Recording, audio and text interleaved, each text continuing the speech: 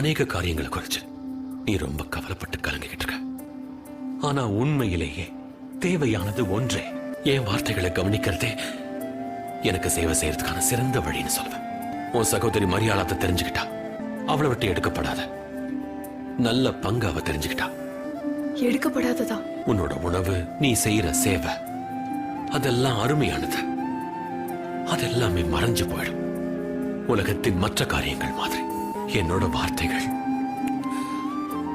ஒருபோதும் அழிஞ்சு போகாது. மரியாள் கொஞ்சம் உனக்கு உதவி இருக்கலாம்.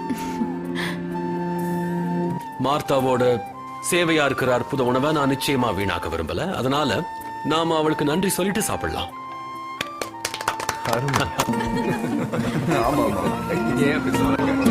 என்ன மன்னிச்சிரு. என்ன மன்னிச்சிடா.